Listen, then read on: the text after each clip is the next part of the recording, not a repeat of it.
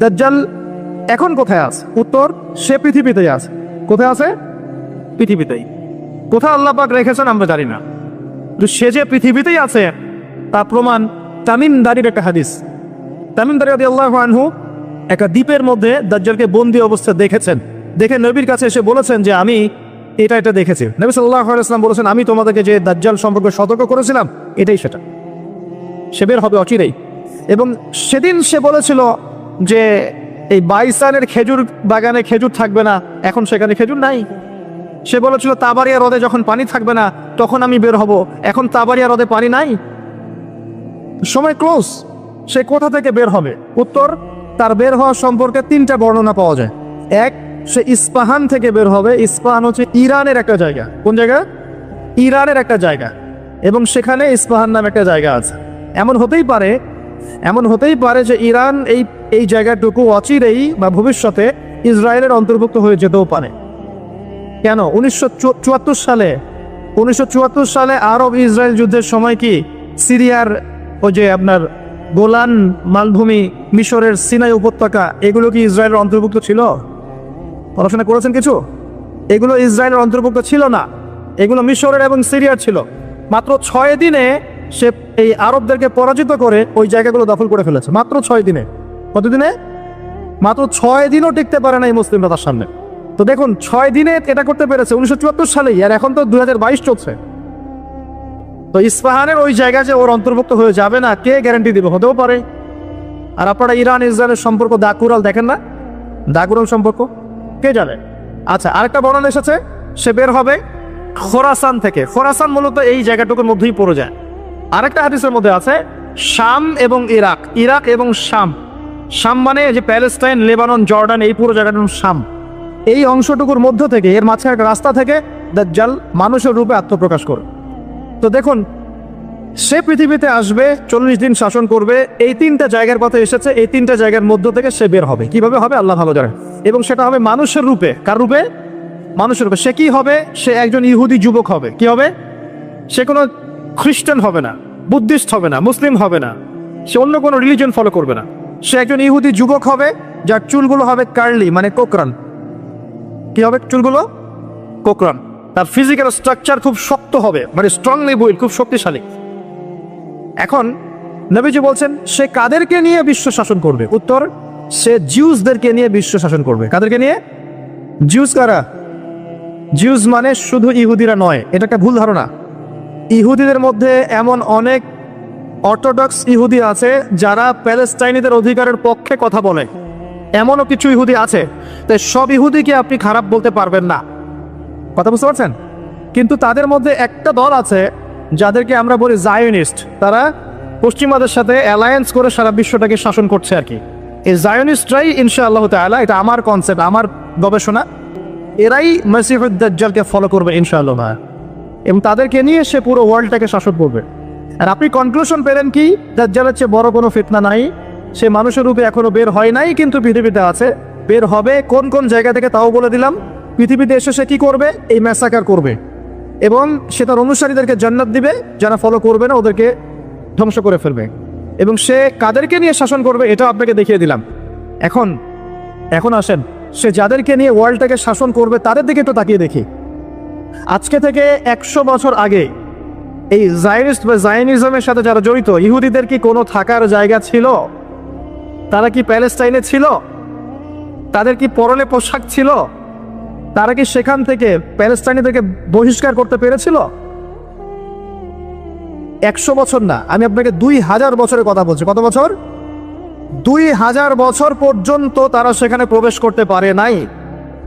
আর রাসূল সাল্লাল্লাহু আলাইহি ওয়াসাল্লামের জামানা, তারপর আবু বকর সিদ্দিক, তারপর ওমর, তারপর উসমান, তারপর আলী রাদিয়াল্লাহু আনহুম, তারপর উমাইয়াদের প্রায় 90 বছর, আব্বাসীয়দের 500 বছর, ফাতেমিদের খেলাফত, কর্ডোভার ইসলামিক খেলাফত, মামলুকদের শাসন, সালাউদ্দিন আইয়ুবী রাহিমাহুল্লাহর সময়, এই মুঘলদের সময়, ওসমানীয়দের সময়, কোনো সময় তারা প্যালেস্টাইনে ঢুকতে পারে নাই।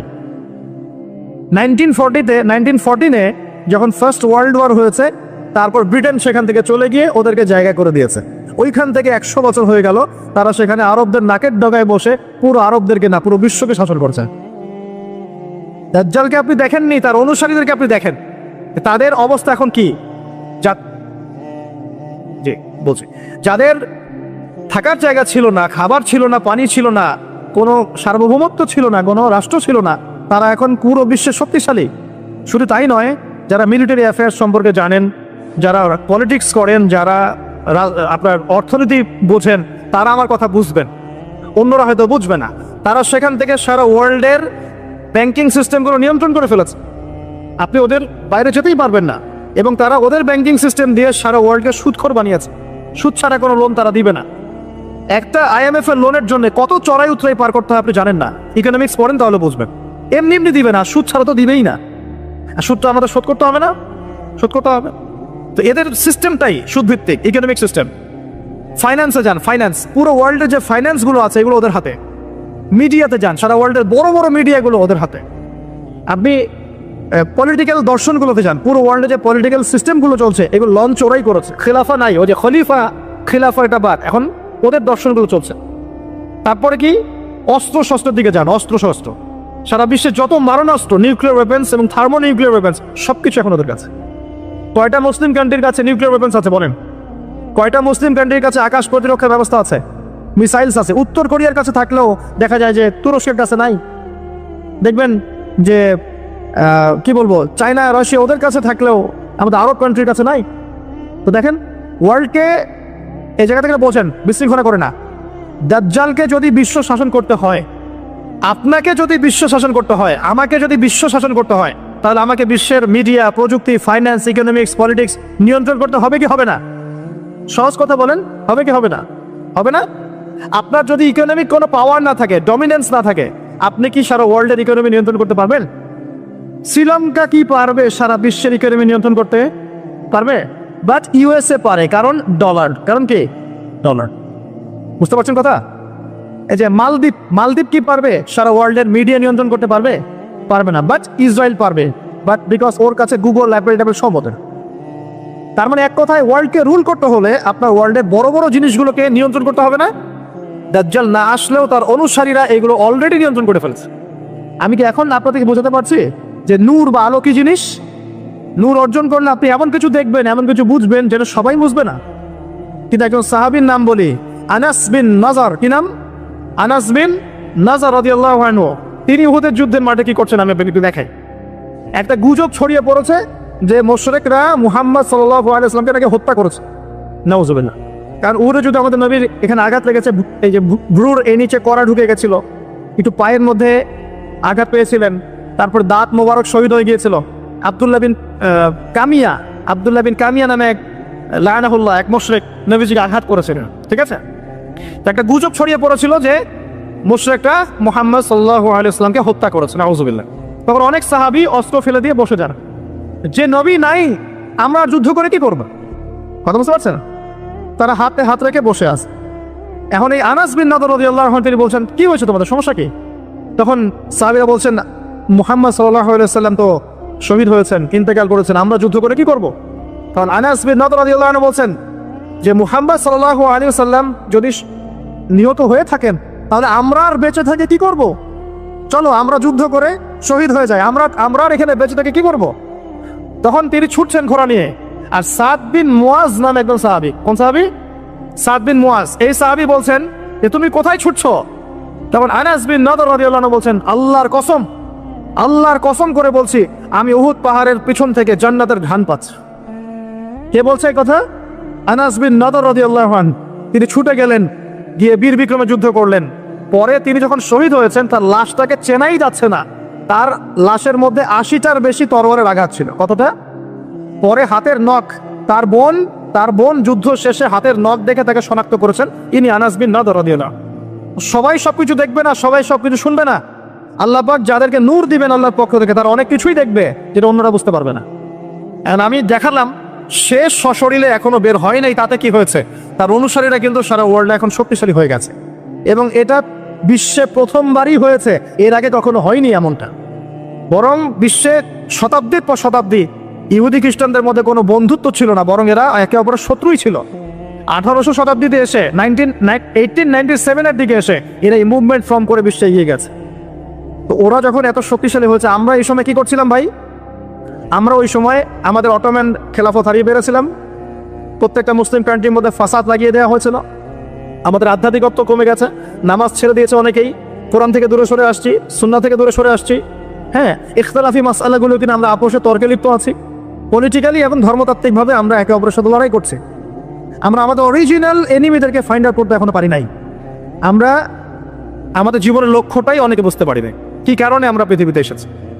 তো শুধু হালুয়া রুটি আর সেমাই খেলে কি হবে? ওয়ার্ল্ড অ্যাফেয়ার্সটা বুঝতে হবে, কোরআন সুন্নাহ দিয়ে আমাকে ডিল করতে হবে। এখন প্রশ্ন হচ্ছে, এই বিষয়টা কি চিরস্থায়ী হবে? উত্তর না। মুসলিমদের উপরে যে ডমিনেন্স এবং আমাদের ব্যাকফুট চলে আসা, এটা কিন্তু চিরস্থায়ী হবে না ইনশাআল্লাহ তাআলা। ইনশাআল্লাহ তাআলা অচিরে আল্লাহ রাব্বুল আলামিন মুসলিমদের এই দুরবস্থাগুলো কাটিয়ে ফেলবেন ইনশাআল্লাহ। মুসলিমদেরকে আল্লাহ পাক ইমামুল মাহদীর নেতৃত্ব দিবেন, ঈসা ইবনে মারইয়ামকে আল্লাহ পাক আবার পাঠাবেন এবং তাদের হাতে আবারও ইনশাআল্লাহ তাআলা এই প্যালেস্টাইন মুক্ত হবে ইনশাআল্লাহ। শুধু তাই নয়, সেখান থেকে নবী ঈসা ইবনে মারইয়াম সারা বিশ্বে ইসলাম প্রতিষ্ঠা করবেন ইনশাআল্লাহ। যারা তাকে মেনে নিবে তারাও সম্মানিত হবে, যারা ইসলামকে মেনে নিবে সম্মানিত হবে, কোরআনকে মেনে নিবে সম্মানিত হবে, সুন্নাহকে মানবে সম্মানিত হবে ইনশাআল্লাহ। যারা মেনে নিবে আল্লাহ পাক তাদেরকে সম্মানিত করবেন ইনশাআল্লাহ, আর যারা মানবে না আল্লাহ পাক তাদেরকে সরিয়ে দিবেন। আল্লাহর আযাব গজব আসলে কেউ পার পাবে না ইনশাআল্লাহ। এরপর কি? এরপর মানুষ আবারও খারাপ হওয়া শুরু করবে এবং সেই খারাপ মানুষদের সামনেই কিয়ামত হয়ে যাবে। প্রিয় ভাইয়েরা, কোরআন এবং হাদিস পড়ুন এবং বুঝুন। আমাদের করণীয় কতটুকু? আমাদের করণীয় ফিক্স করে নেন। আমাদের করণীয় 1 নম্বর জ্ঞান অর্জন করা। জ্ঞান নাই, কিছুই করতে পারবো না। আর শুধু একমুখী শিক্ষা যথেষ্ট নয়, আমাদেরকে জেনারেল শিক্ষা অর্জন করতে হবে, ইসলামিক শিক্ষা অর্জন করতে হবে। দুটাকে কম্বিনেশন করে ওয়ার্ল্ডকে ডিল করতে হবে, আদারওয়াইজ সম্ভব না। 2 নম্বর আমল করতে হবে, শুধু জ্ঞান যথেষ্ট নয়, আমলের প্রয়োজন আছে, জানা অনুযায়ী আমলের প্রয়োজন আছে। 3 নম্বর রিজিকগুলো হালাল করতে হবে, হারাম রিজিকে যাওয়া যাবে না। 4 পারিবারিক আদর্শগুলো সুন্দর করতে হবে, পারিবারিক আদর্শগুলো ঠিক করেন, ইনশাআল্লাহ ইসলাম সমাজে প্রতিষ্ঠা হবে। আমর বিল মারুফ নাহি আনিল মুনকারের কাজ করতে হবে, সৎ কাজের আদেশ করতে হবে, অসৎ কাজে নিষেধ করতে হবে। 6 নম্বর মধ্যম পন্থা অবলম্বন করতে হবে, শৈথিলতাবাদী হবেন না, চরমপন্থার দিকে যাবেন না। আমি সতর্ক করছি যুবকদেরকে, ইসলামের নামে কোনো চরমপন্থার দিকে যাবে না। কারণ এতে করে যেটা হয়, একটা শান্তি শৃঙ্খলা স্থিতিশীলতাপূর্ণ রাষ্ট্রের মধ্যে ফাসাদ সৃষ্টি হয়ে যায়। এতে করে ইসলামের শত্রুরা সুযোগ নেওয়ার সুযোগ পেয়ে যাবে। আর প্রয়োজন হচ্ছে আমাদের যে প্রতিভা আল্লাহ পাক দিয়েছেন, জান মাল সময় শ্রম কথা কলম অ্যাসোসিয়েশন যেটাই হোক, যতটুকু প্রতিভা আল্লাহ পাক দিয়েছেন এটা দিয়ে ইসলামকে এগিয়ে নেওয়ার চেষ্টা করতে হবে। আপনি লিখতে পারেন লিখেন, বলতে পারেন বলেন, আপনি অ্যাসোসিয়েশন ভালো বোঝেন, একটা ফাউন্ডেশন করেন, সমাজকরণমূলক কাজ করেন, এতিমদের জন্য কিছু করেন, বিধবাদের জন্য কিছু করেন, একটা মসজিদ মাদ্রাসা করেন, একটা ভালো স্কুল কলেজ করেন, এমন কিছু করেন যেটা নিয়ে আপনি ইসলামের কল্যাণে আল্লাহর কাছে আপনার দলিল পেশ করতে পারেন যে আমি দুনিয়াতে থেকে আল্লাহ তোমার দিনের জন্য এতটুকু করে আসতে পেরেছি। ইনশাআল্লাহ সবার ক্ষুদ্র ক্ষুদ্র প্রচেষ্টা একসাথে হলে ইসলাম বিজয়ী হবে ইনশাআল্লাহ। আপোষের বিভক্তিগুলো কমিয়ে ফেলেন, আপোষের বিভক্তিতে যায় না, ছোট ছোট বিষয়গুলোতে সময় নষ্ট করেন না।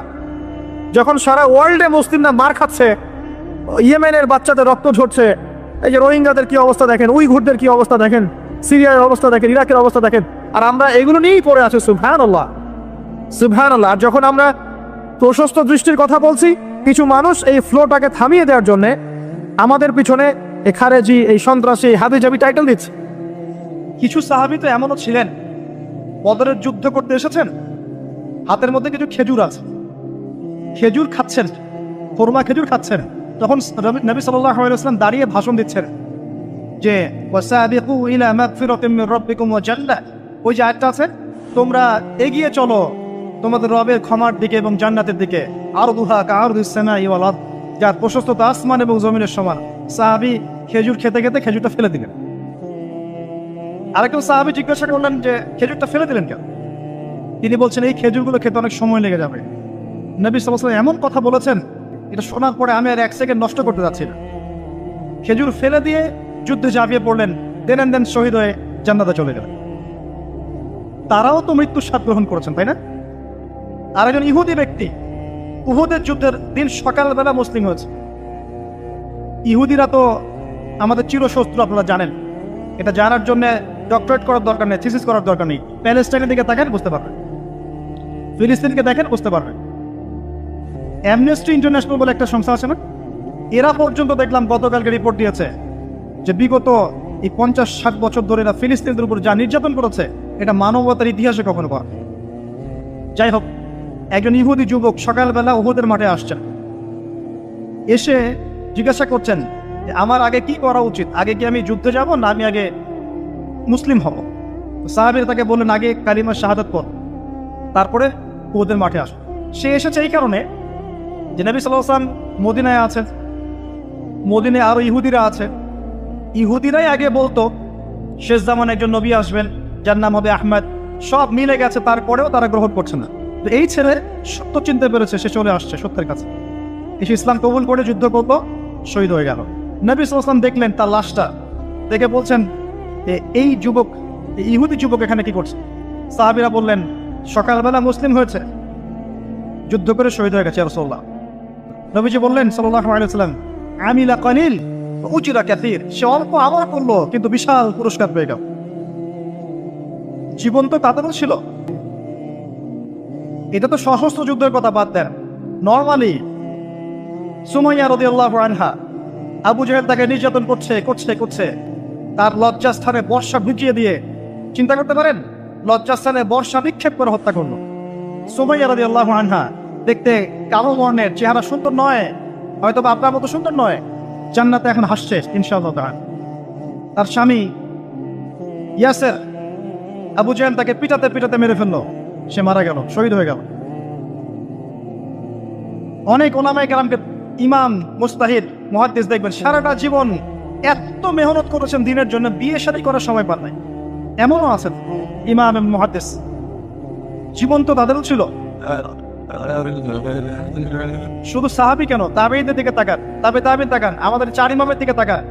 আবু হানিফা রাহিমাহুল্লাহ শেষ বয়সে জেলখানায়, কথিত আছে বিষ প্রয়োগে তাকে হত্যা করা হয়েছে। তার টাকা অভাব ছিল না, তিনি কিন্তু আমার মতো হতদরিদ্র ছিলেন না। আল্লাহ পাক তাকে সম্পদও দিয়েছিলেন, সমস্ত সম্পদ বিলিয়ে দিয়েছেন দ্বীনের জন্য।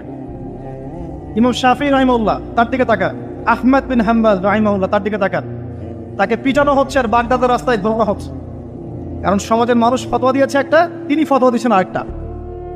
ওই যে হিল্লা প্রথা আর ঠিকা বিবাহ নিয়ে তিনি বলছেন ই'লামু ইয়া আহলা বাগদাদ, হে বাগদাদের মানুষরা জেনে রাখো যে আমি কোশ্চেন কেনেও এই প্রথাকে জায়েজ করলাম না, তোমরা চিনে রাখো যে আমার নাম আহমদ। জীবন তাদেরও ছিল। ইমাম মালিক রাহিমাহুল্লাহ, তাকে এত মার দেওয়া হয়েছিল, হাত বাঁধতে পারতেন না নামাজের মতো, নামাজে হাত বাঁধতে পারতেন না। সাহাবীদের থেকে নেন, তাবেঈ থেকে নেন, তাবেঈ থেকে নেন, মুজতাহিদ ইমাম থেকে নেন, দুনিয়ার জীবন তারাও কিন্তু ভোগ করেছেন আর আমরাও ভোগ করছি। আমাদের ভোগের সিস্টেমটা দেখেন, তাদের ভোগের সিস্টেমটা দেখেন। আমরা বাঁচছি দুনিয়ার জন্য, তারা বেঁচেছে পরকালের জন্য। আমরা দুনিয়ায় বাঁচছি দুনিয়ার জন্য, দুনিয়ার একটা চাকরি, একটা ব্যবসা, একটা পরিবার, একটা স্ট্যাটাস, বাড়ি গাড়ি, টাকা কড়ি, সম্পত্তি, এগুলোর জন্য। কিন্তু তারা বেঁচেছেন আল্লাহর জন্য, পরকালের জন্য। যে ব্যক্তি দুনিয়ার জন্য দুনিয়া করে, আল্লাহ পাক তাকে ইহকাল পরকাল দুটোই নষ্ট করে দেবেন। যে ব্যক্তি পরকালের জন্য দুনিয়া করবে, আল্লাহ পাক তার দুনিয়া গুছিয়ে দিবেন, আখিরাতও গুছিয়ে দিবেন ইনশাআল্লাহ। প্রথম কথা হচ্ছে এই যে দুনিয়ার জীবনকে প্রাধান্য দেওয়া যাবে না। দুনিয়ার জীবনে প্রতিটা কাজ আপনি একটা উদ্দেশ্যে করবেন, সেটা হচ্ছে আল্লাহর সন্তুষ্টি। বিয়ে শাদী করেছি কেন? আল্লাহর জন্যে। পরিবার গঠন করেছি কেন? আল্লাহর জন্যে। সন্তান নিয়েছি কেন? আল্লাহর জন্যে। দিন শিখেছি কেন? ইলম শিখেছি কেন? আল্লাহর জন্যে। চাকরি কেন করি? আল্লাহর জন্যে। প্রতিটা কাজ ইবাদত হবে যদি আপনি মুহাম্মদ সাল্লাল্লাহু আলাইহি ওয়াসাল্লামের তরিকা মেনে চলেন। একটা বিষয় বোঝার বাকি আছে আমাদের, দুনিয়ার জীবনটা 1 সেকেন্ডের জীবন। আল্লাহ পাক সূরা হাদীদের মধ্যে বলেছেন ই'লামু আন্নামাল হায়াতুদ দুনিয়া লা'iবun ওয়া লাহু ওয়া জিনাতুন ওয়া তাফাখুরুন বাইনাকুম ওয়া তাকাসুরun ফিল আমওয়ালি ওয়াল আওলাদি কামাসালি গায়যিন আ'জাবাল কুফফারা নাবাত থুম্মা ইয়াহিজু ফাতারাহু মুসফাররান থুম্মা ইয়াকুনু হুতামা ওয়া ফিল আখিরাতি আযাবুন শাদীদ ওয়া মাগফিরাতুন মিনাল্লাহি ওয়া রিদওয়ান ওয়া মাল হায়াতুদ দুনিয়া ইল্লা মাতাউল গুরুর।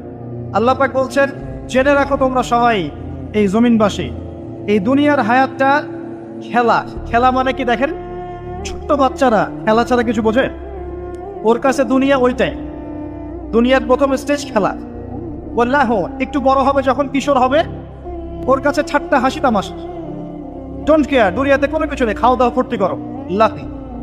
আর একটু বড় হবে ওয়াজিনাতুন তাফাখুরুন বাইনাকুম ওয়া তাকাসুর, একটু বড় হবে তখন বাড়ি গাড়ি স্ট্যাটাস সৌন্দর্য চাকচিক্য প্রতিযোগিতা তাফাখুরুম বাইনাকুম ওয়া তাকাসুর, এভাবে দুনিয়ার জীবন যাচ্ছে।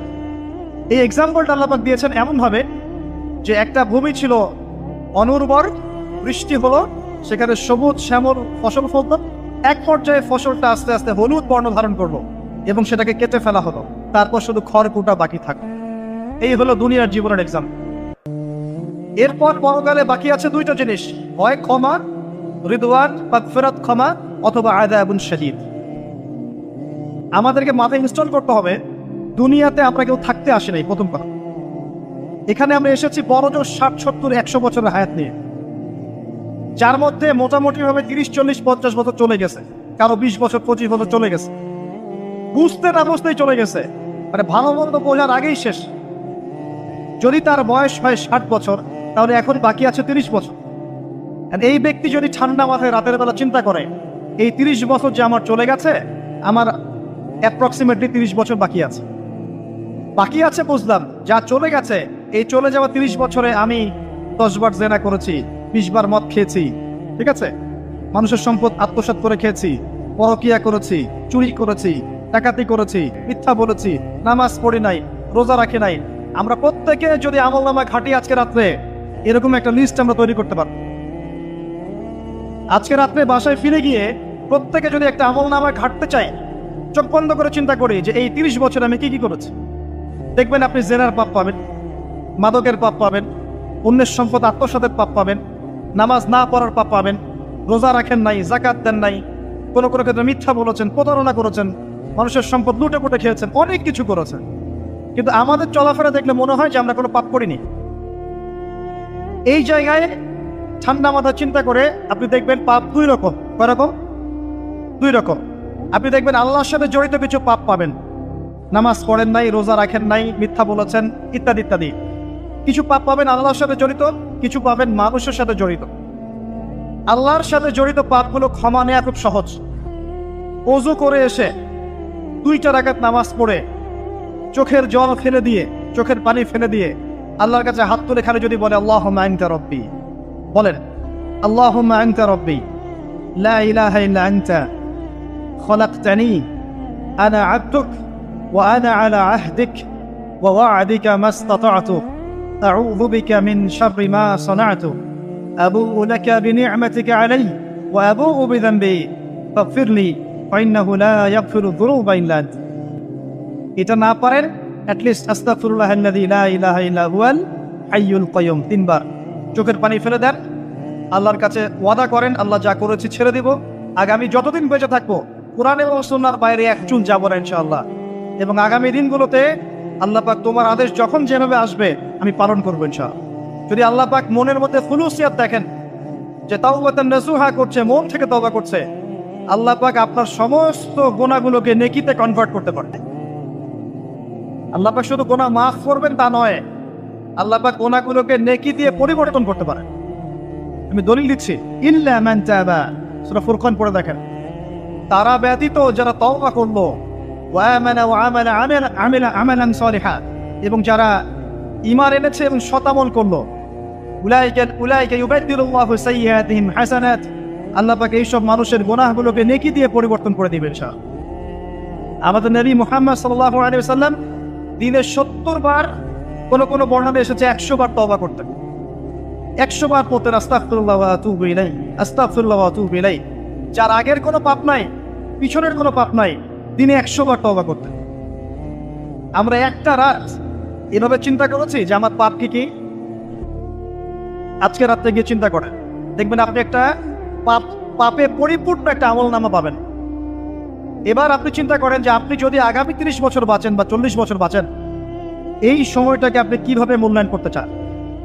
প্রথম একটা মূলনীতি বলেছে দুনিয়ার জীবনকে প্রাধান্য দেয়া যাবে না। ওয়া মা হাদিহিল হায়াতুদ দুনিয়া ইল্লা মাতাউল গুরুর, সম্পূর্ণ মরীচিকা। মরীচিকা দেখেছেন? দুনিয়ার জীবন যে কি জিনিস, যারা আল্লাহর পথে পরীক্ষার সম্মুখীন হয়েছে ওরা জানে।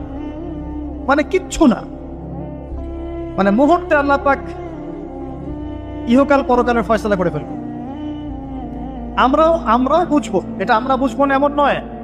ইয়াং ছেলে রাস্তায় যাচ্ছে, বাইক নিয়ে খুব দাবরানি দিচ্ছে, আছে না, হঠাৎ অ্যাক্সিডেন্ট, ডেড স্পট ডেড। এটা দুনিয়ার জীবন তার। সারা জীবন দুনিয়ার পিছনে ছুটেছে, শেষ বয়সে হতাশ, কিছুই পেলাম না। পাবে না, কারণ আল্লাহর পথে না চললে শেষ বয়সে কেউ কিছু পাবেন না। যন্ত্রণা, হতাশা, গ্লানি ছাড়া। তখন দেখবেন আত্মহত্যা করে শেষ। একটা কথা বলছিলাম যে আপনি চলার পথে কোরআন সুন্নাহর প্রতিকূলে আমল, আকীদা, মানহাজ, মুআমালাত এগুলো দেখলে কি করবেন? কোরআন সুন্নাহকে অগ্রাধিকার দিবেন নাকি চলমান বিষয়কে অগ্রাধিকার দিবেন? ইবাদত করতে এসে দেখছেন আমলের নামে বেদাত চলছে, কি করবেন? বেদাতীদের সাথে আপোষ করবেন না কোরআন সুন্নাহয় ফিরে আসবেন? আপনি তাওহীদের ক্ষেত্রে দেখছেন মানুষ ইসলামের নামে শিরক করছে, এখন আপনি কি সংখ্যাগরিষ্ঠ মানুষকে অগ্রাধিকার দিবেন না কোরআন সুন্নাহর কাছে আসবেন? অর্থনৈতিক জীবনে গিয়ে দেখছেন মানুষ বেশিরভাগই হারাম রিজিক খাচ্ছে।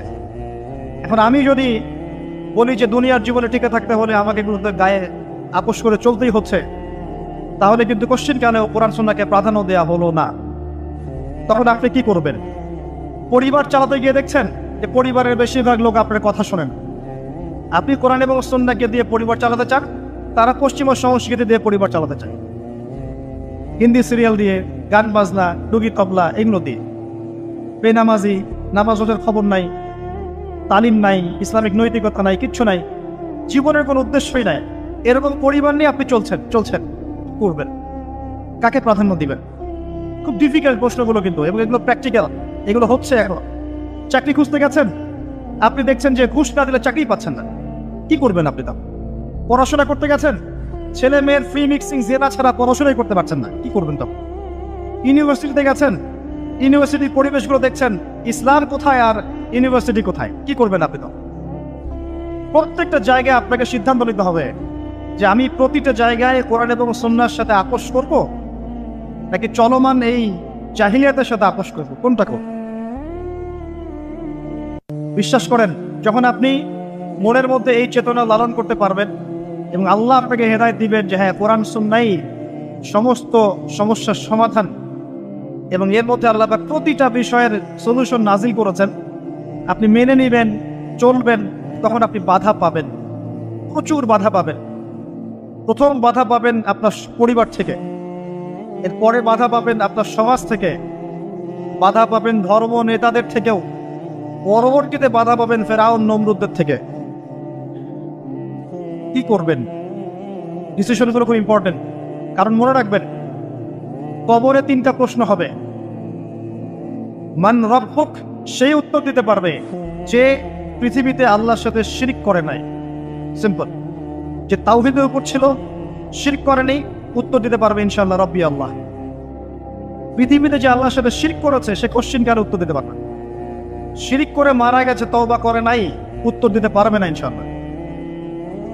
মা দীনুক, পৃথিবীতে যে দিন ইসলামকে চূড়ান্ত সত্য রূপে মেনে নেয়নি, পরিপূর্ণ দিন পালন করার চেষ্টা করে নাই, কোশ্চিন কালেও মা দীনুক উত্তর দিতে পারবে না। ইসলামকে ঠাট্টা বিদ্রুপের ছলে হাসি তামাশা গ্রহণ করেছে, সে কখনো উত্তর দিতে পারবে না। মান নবিয়ুক, পৃথিবীতে যে ব্যক্তি নবী সাল্লাল্লাহু আলাইহি ওয়াসাল্লামের সুন্নাহ মেনে চলেনি, জীবনে চলার পথে নবীর সুন্নাহকে পরোয়া করে নাই, অন্যের আদর্শ গ্রহণ করেছে, সে কোশ্চিন কালেও মান নবিয়ুক উত্তর দিতে পারবে না। কারা পারবে তাহলে? 1 নম্বর তাওহীদপন্থীরা পারবে, 2 নম্বর যারা পরিপূর্ণরূপে ইসলাম পালন করেছে এরা পারবে, 3 নম্বর যারা মুহাম্মদ সাল্লাল্লাহু আলাইহি ওয়াসাল্লামের সুন্নাহর উপর টিকে ছিল এরা পারবে। ওয়া মা খালাকতুল জিন্না ওয়াল ইনসা ইল্লা লিয়াবুদুন, শুধুমাত্র ইবাদত করার জন্যই আল্লাহ পাক জিন এবং মানুষ জাতিকে সৃষ্টি করেছেন। আপনাকে আল্লাহ পাক এই হায়াতটা দিয়েছেন, এখন বাকি সময়টা চিন্তা করেন আগামী 30-40 বছর কিভাবে কাটাতে চান। দুনিয়ার জন্য বাঁচবেন না আল্লাহর জন্য বাঁচবেন? যদি আল্লাহর জন্য বাঁচতে চান, সর্বশেষ হেদায়েত আল কোরআন এবং সর্বশেষ নবী মুহাম্মদ সাল্লাল্লাহু আলাইহি ওয়াসাল্লাম, এর বাইরে কিচ্ছু নাই ভাই।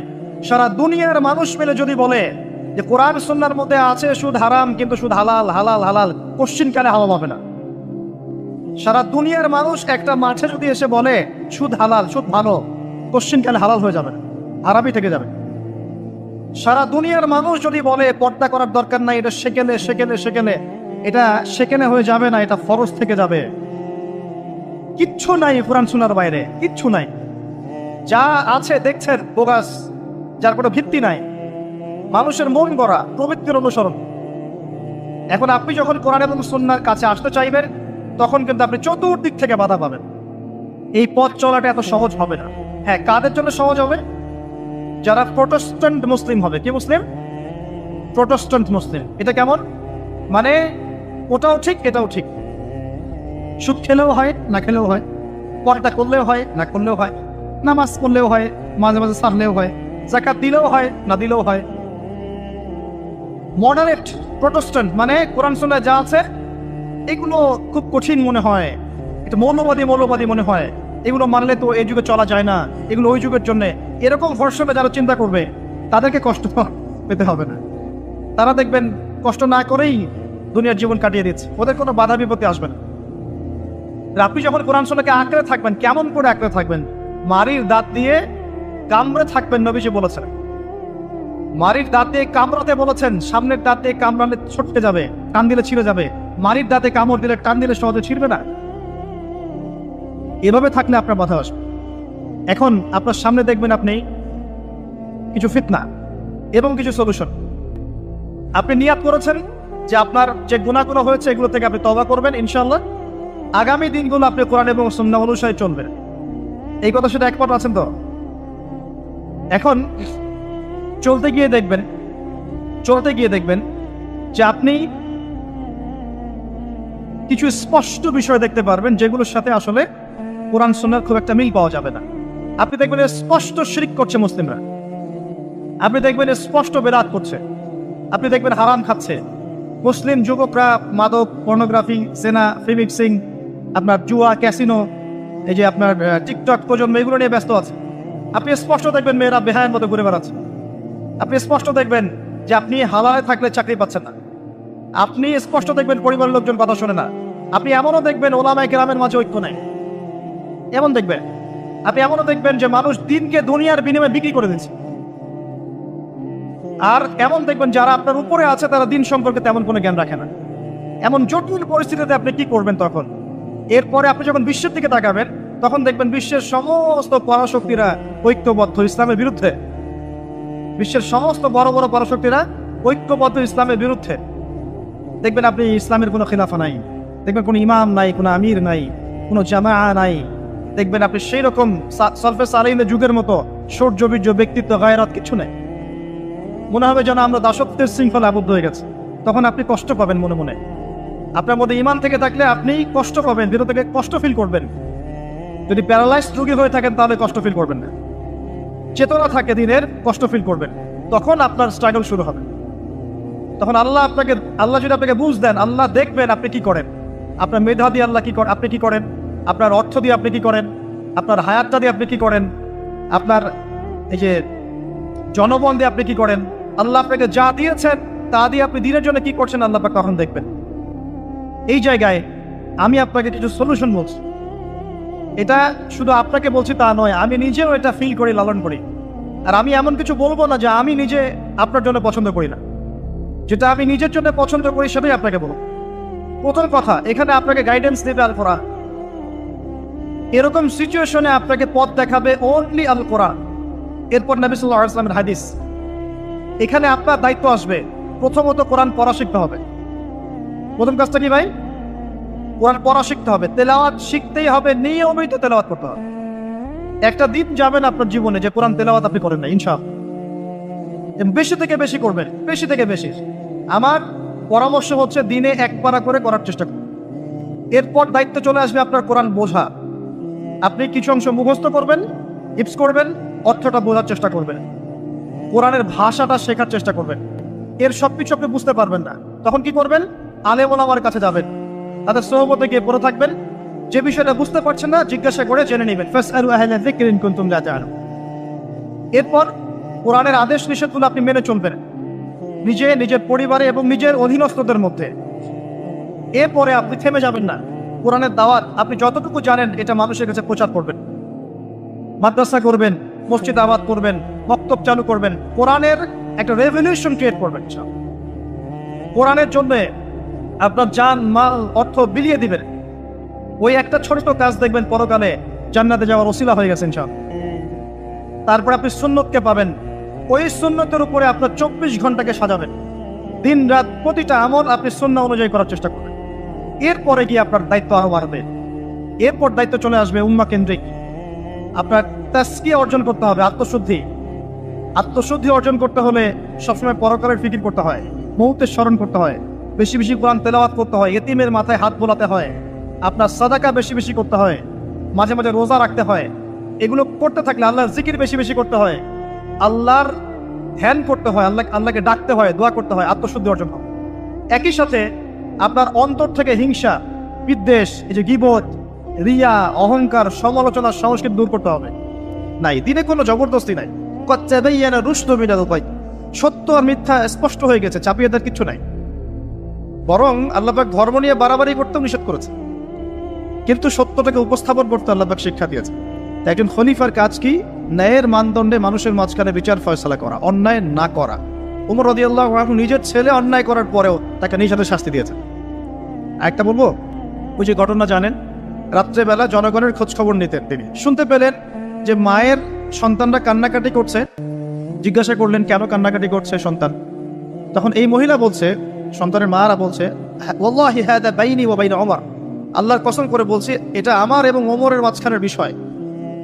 আমি ওমরের নামে আল্লাহর কাছে নালিশ করব। কি নালিশ করবে? যে ওমরের আমলে আমি না খেয়ে আছি, আমার সন্তান না খেয়ে আছে। কথা বুঝতে পারছেন? এই কথা শোনার সাথে সাথে ওমর রাদিয়াল্লাহু আনহুর বুকে আল্লাহ পাকের ভয় চলে আসে, হৃদয় প্রকম্পিত হলো। প্রকম্পিত হওয়ার পর তিনি নিজে চলে গেলেন মদিনায়, যেটাকে বলি আমরা বাইতুল মাল, রাষ্ট্রীয় সম্পদ যেখানে থাকতো ওটাকে বাইতুল মাল বলা হতো। সেখান থেকে একটা আটার বস্তা নিজের কাঁধে উঠিয়েছেন, উঠিয়ে নিজে পায়ে হেঁটে ওই মহিলার বাসায় যাচ্ছেন।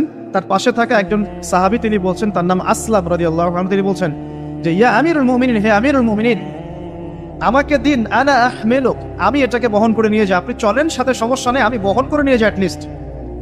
তখন ওমর রাদিয়াল্লাহু আনহু বলছেন, দিলের কান দিয়ে শোনেন কথাগুলো। ওমর রাদিয়াল্লাহু আনহু বলছেন, হাল আনতা তাহমিলু উযরি ইয়াউমাল কিয়ামা, তুমি কি কিয়ামতের মাঠে আমার পাপের বোঝা বহন করবে?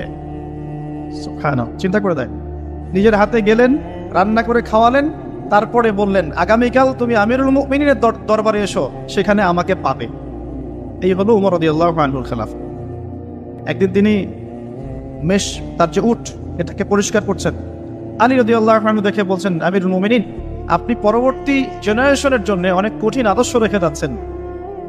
আপনি এত কাজ করছেন, তারপরে নিজের কাজও নিজে করছেন। তখন ওমর রাদিয়াল্লাহু আনহু বলছেন, ওয়ালা তালুমুনি ইয়া আবুল হাসান, হে আবুল হাসান, আমাকে এভাবে বিব্রত করো না। কারণ আমি ভয় করি যে আমি যে অর্ধবিশ্ব শাসন করছি, তারপরে আমি ভয় করি যে আমার এই শাসনের আন্ডারে যদি একটা রাখালও না খেয়ে মারা যায়, আমি ভয় করি আল্লাহ এর জন্য আমাকে জবাবদিহি করাবে। আরেকটা বলে শেষ করে দিই। আমর ইবনে আস রাদিয়াল্লাহু আনহু, তিনি একজন গভর্নর, কোথাকার? মিশরের। কার আমলে আছেন? ওমর রাদিয়াল্লাহু আনহুর সময়। তো তার ছেলের নাম হচ্ছে মুহাম্মদ। তো সে মুহাম্মদ আমর ইবনে আসের ছেলে রাদিয়াল্লাহু আনহু, বাবার পলিটিক্যাল পাওয়ারে মিশরের মানুষের উপরে কিছুটা জুলুম করা শুরু করেছে। এটা হয় না এমন? মাঝে মাঝে এমন হয় না? হতে পারে। তো এখন ওই মিশরের কিপ্তি এক লোক যার উপর জুলুম করেছে, এই ভদ্রলোক এসে ওমর রাদিয়াল্লাহু আনহুকে নালিশ করছে যে আপনার নিযুক্ত এই গভর্নরের ছেলে আমাকে জুলুম করেছে। এবার ওমর রাদিয়াল্লাহু চিঠি লিখে পাঠালেন যে বাবা এবং ছেলে দুইজনকে মদিনায় নিয়ে আসো। দুইজনকে মদিনায় নিয়ে আসা হলো। আনার পরে ওই কিপ্তিকে ডাকা হচ্ছে, আইনাল কিপ্তি, কিপ্তি কোথায়? কিপ্তি আসলো, এসে বলছে, এই যে আমি আমিরুল মুমিনিন। নিজের হাতের লাঠিটা এই কিপ্তির হাতে দিয়ে আমিরুল মুমিনিন বলছেন, ইদরিব ইবনুল আকরামিন, এখন সবার সামনে তুমি এই সম্মানিত ছেলেকে পিটাও। চিন্তা করে দেখেন, মসজিদ নববীর মধ্যে অনেক সাহাবী আছেন, তাদের সামনে আমর ইবনে আস রাদিয়াল্লাহু আনহু আছেন, তার ছেলেকে তার সামনে পিটাতে বলা হচ্ছে। কে বলছেন? ওমর রাদিয়াল্লাহু আনহু। সেই কিপ্তি বিব্রত, যাই হোক পিটালেন। অনেকক্ষণ মারার পরে যখন সে থামলো, তখন ওমর রাদিয়াল্লাহু আনহু বলছেন, হ্যাল শাফাইত, তুমি কি সন্তুষ্ট হয়েছো? বলছে, শাফাইত ওয়া শাফাইত, আমি সন্তুষ্ট হয়েছি এবং তৃপ্তি হয়েছে, আমি ন্যায় বিচার পেয়েছি। আচ্ছা, এবার কি? আলান, এখন ইদরিব আলান আদ-দারবু আলা রাসি আমর, এখন আমর ইবনে আসের মাথার উপরে এই লাঠি দিয়ে মারো। ওয়াল্লাহি মা দারাবাকা ইল্লা বিফদলি সুলতানি, আল্লাহর কসম করে বলছি, আমর ইবনে আসের ছেলে তার বাবার পলিটিক্যাল পাওয়ারেই তোমার গায়ে হাত তুলেছে। আমি কি শাসন বোঝাতে পারছি?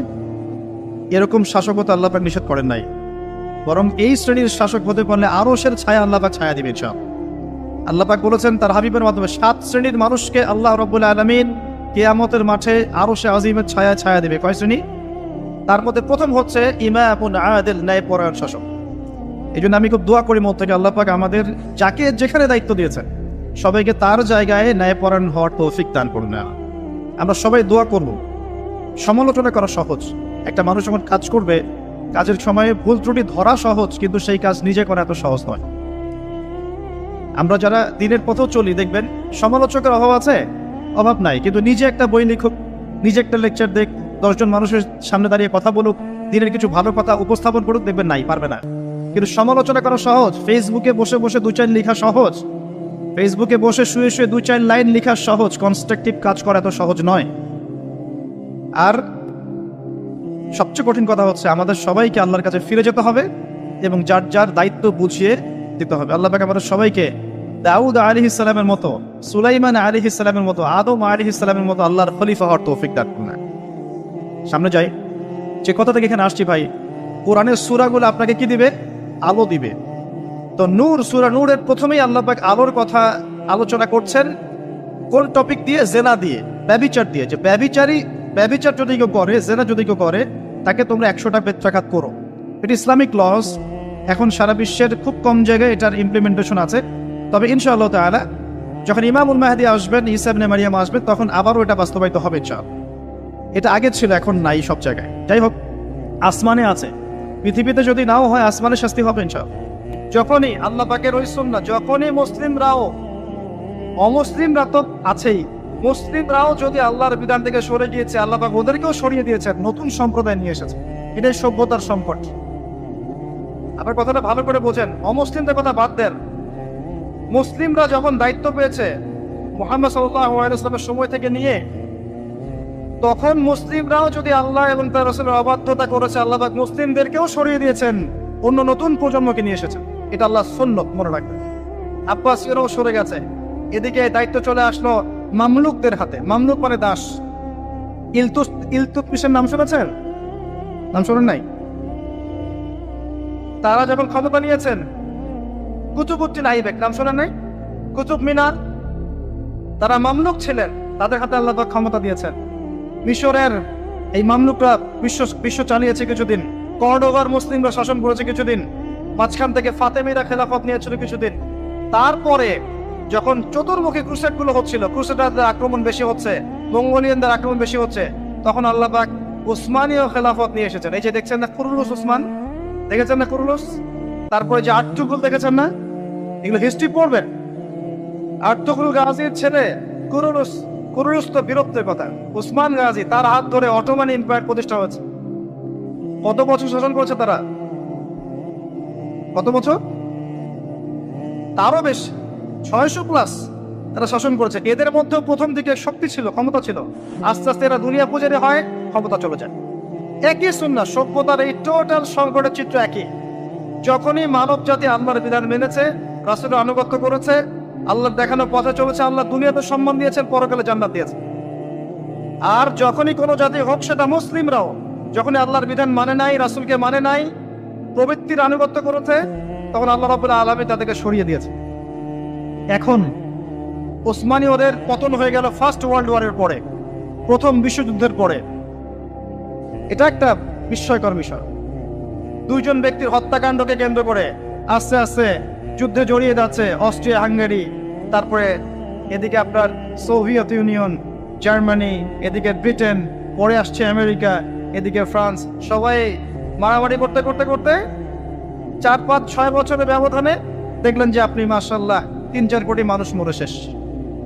First world war history. আবার ওই একই চেতনা থেকেই হিটলার চিন্তা করছিল যে আমার হারানো জায়গাগুলো ফিরে পেতে হবে। একটা এক্সট্রিম জাতীয়তাবাদের চেতনায় সে পরবর্তীতে আবার জার্মানদেরকে ঐক্যবদ্ধ করতে থাকে। অভ্যন্তরীণ বিষয়গুলোকে ডিল করার পরে সে যখন পলিটিক্যাল ক্ষমতায় যায়, সে তখন ওই হারানো জায়গাগুলো ফিরে পাওয়ার চেষ্টা করতে থাকে, সামরিক বাহিনী শক্তিশালী করতে থাকে। এক পর্যায়ে পোল্যান্ডকে আক্রমণ করাকে কেন্দ্র করে ব্রিটেন এবং এই ফ্রান্স এর সাথে আবার জার্মানির কলিশন শুরু হয়ে যায় দ্বিতীয় বিশ্বযুদ্ধ। দ্বিতীয় বিশ্বযুদ্ধ হতে হতে এক পর্যায়ে আমেরিকা জয়েন করে, এদিকে জাপান জয়েন করে, আস্তে আস্তে অটোম্যানরাও জড়িয়ে পড়ে। এই যে অটোম্যানরা, তার আগেও তারা জড়িয়েছে আপনার ফার্স্ট ওয়ার্ল্ড ওয়ারে, তারা ফার্স্ট ওয়ার্ল্ড ওয়ারেই জড়িয়েছে, সেকেন্ডটাতে আসলে ওদের তেমন প্রস্তুত ছিল না। আস্তে আস্তে জড়িয়ে পড়তে পড়তে ওই যে হিরোশিমা নাগাসাকির বোমাবাজি দিয়ে যুদ্ধ শেষ হয়, সারেন্ডার করে। শুরু কোথায় শেষ কোথায়, বিশ্ব দেখলো কিভাবে মানুষ মরলো। আমাদের আলামত ছিল এগুলো, বেশি বেশি মানুষ মারা যাবে, মানুষ জানবে না কি কারণে মারা হচ্ছে আমাকে, আর হত্যাকারীও জানবে না কেন মারছে আমি তাকে। এটাতে আরো প্রায় 7-8 কোটি মানুষ মরে শেষ।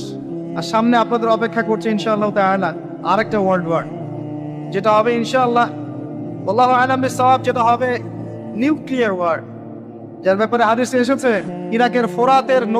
ইরাকের ফোরাতের সোনাকে কেন্দ্র করে যুদ্ধটা হবে, যেখানে 99% কমব্যাটেন্ট মারা যাবে। প্রতি 100 জনের মধ্যে 99 জন যোদ্ধা এখানে মারা যাবে, 99%। আর ঢাল তলোয়ার দিয়ে যুদ্ধ করলে 99% মানুষ মারা যায়। নিঃসন্দেহে এখানে এমন কোন ওয়েপন্স থাকতে হবে যেটা ম্যাস ডিস্ট্রাকটিভ, নিউক্লিয়ার ওয়েপন্স থাকতে হবে, যেটার সামনে বিশ্ব দাঁড়িয়ে আছে। তবে এই পুরো ঘটনায়, এই অটোম্যানদের পতনের পর থেকে, ফার্স্ট ওয়ার্ল্ড ওয়ারে যখন তারা পতন হয়ে গেল, তারপর থেকে ওয়ার্ল্ডকে রুল করা শুরু করে দিল বড় বড় কিছু পরাশক্তি। যেমন প্রথমে কিছুদিন রুল করেছিল জার্মানি, তারপরে ব্রিটেন, তারপরে আমেরিকা, এখন রুল করতে যাচ্ছে ইসরায়েল। আস্তে আস্তে আস্তে আস্তে সভ্যতা এগিয়ে যাচ্ছে। এবং এই সময় এসে নবী সাল্লাল্লাহু আলাইহি ওয়াসাল্লাম অসংখ্য ফিতনার কথা আপনাকে বলে গেছেন। এই সময়টা আপনি পার করবেন, মানুষ সকালে মুমিন থাকবে, বিকেলে কাফের হয়ে যাবে, বিকেলে মুমিন থাকবে, সকালে কাফের হয়ে যাবে। নগ্নতা বাড়বে, সেনা বাড়বে, ধর্ষণ বাড়বে, হত্যা বাড়বে, পারিবারিক মূল্যবোধের অবক্ষয় ঘটবে। পিতাকে সন্তান হত্যা করবে, সন্তান মাকে হত্যা করবে, ভাই ভাইকে হত্যা করবে, ভাই বোনকে হত্যা করবে, ম্যাসাকার অবস্থা হবে। যত দিন যাবে নবীজি বলেছেন আস্তে আস্তে মানুষের এই ফিতনাগুলো বাড়তে থাকবে। মেয়েদের সংখ্যা বাড়বে, ছেলেটা কমে যাবে, সময় সংক্ষিপ্ত হবে, বেশি বেশি ভূমিকম্প হবে, মহামারী, দুর্যোগ, বন্যা, জলোচ্ছ্বাস বাড়তে থাকবে, পৃথিবীতে কলুষণ বাড়তে থাকবে। যতদিন যাবে সভ্যতা এভাবে সংকটময় অবস্থার দিকে যেতে থাকবে, এবং এমন একটা অবস্থায় গিয়ে দাঁড়াবে যে ওয়ার্ল্ডটা দুভাগে বিভক্ত হয়ে যাবে, এক ভাগ মুসলিমদের, আরেকবার অমুসলিমদের। আর আল্লাহ পাক তাদের মাঝেই কলুষণ লাগিয়ে দিবেন, এবং এর মধ্য দিয়ে আল্লাহ পাক সভ্যতাগুলোকে ধ্বংস করে দিবেন ইনশাআল্লাহ আযজা ওয়া জাল। যারা জিও পলিটিক্স বোঝে না, ওদেরকে গিয়ে বলবেন যে ইউক্রেন রাশিয়ার বিষয়টা কি, তারা বলবে ইউক্রেনের উপর আল্লাহর গজব পড়েছে, ব্যাস, দ্যাটস অল। এই পুরো বিষয়গুলোর পিছনে যে একজন কলকাঠি নাড়ছে, এটা তো তারা তাদের ইনসাইটে দেখতে পাচ্ছে না। ফার্স্ট ওয়ার্ল্ড ওয়ারের পরে সবার ক্ষতি হয়েছে, একটা রাষ্ট্রের লাভ হয়েছে। কে তারা? যাদের কোনো ল্যান্ড ছিল না, 2000 বছর উদ্বাস্তুর মতো ঘুরেছে। প্রথম বিশ্বযুদ্ধের পরে এই ওয়ার্ল্ডের সিম্পেথি নিয়ে জেরুজালেম দখল করে ফেলেছে, আমাদের বাদেরকে, বোনদেরকে নির্বিচারে হত্যা করেছে, ধর্ষণ করেছে, ভাইদেরকে বের করে দিয়েছে, আমাদের জমি তারা দখল করে নিয়েছে। ব্যাপারটা অনেকটা এমন যে আমার ঘরে একটা মেহমান এসেছে, দরজা নক করছে, আমি দরজা খুলে দিলাম, বললাম আসেন ভিতরে বসেন, নাস্তা করেন, চা খান। তারপরে সে জোর করে আমাকেই বের করে দিল, দিয়ে দরজা বন্ধ করে দিল। দরজা বন্ধ করে দিয়ে আমি এখন দরজা বাইরে থেকে নক করছি, আমার ঘর আমাকে ফেরত দেন, আর সে বলছে এ হচ্ছে সন্ত্রাসী, আমার ঘর ফেরত চাচ্ছে। এবং সারা ওয়ার্ল্ডের যত মেইন বিষয়গুলো আছে, আপনার পলিটিক্স বলেন, ইকোনমিক্স বলেন, জিও পলিটিক্স বলেন, আপনার ফাইন্যান্স বলেন, মিডিয়া প্রযুক্তি বলেন, অস্ত্রশস্ত্র বলেন, সব কিছু সে নিয়ন্ত্রণ করছে সেই শুরু থেকে। তারপর সেকেন্ড ওয়ার্ল্ড ওয়ারে পরে সে আরো শক্তিশালী হচ্ছে। প্রথমে ব্রিটেনের হাত ধরে, পরে আমেরিকার হাত ধরে। এখন সে তার সর্বোচ্চ শক্তিটা প্রয়োগ করবে ইনশাআল্লাহ দেখে নিয়ে, এবং আস্তে আস্তে সে আরো এত শক্তিশালী একটা জায়গায় আসবে যে তাকে ডমিনেট করা আর কারো পক্ষে পসিবল হবে, এটা হবে। এবং এরাই তারা যারা মাসিহুদ দাজ্জালকে ফলো করবে, এবং দাজ্জাল সারা বিশ্ব শাসন করবে, কেউ তাকে ঠেকাতে পারবে না। আরে বিগত 70 বছরে যখন তারা এই কাজগুলো করেছে, তখন আমরা কি করছিলাম? আমরা ওই যে একে অপরের ভুল ধরছিলাম, আমরা একে অপরের বিরুদ্ধে নিচ্ছিলাম, একে অপরকে আমরা আন্ডারস্টিমেট করছিলাম, আমরা হালুয়া খাচ্ছিলাম, কিছু কিছু সময় জিলাপি খরমা খাচ্ছিলাম।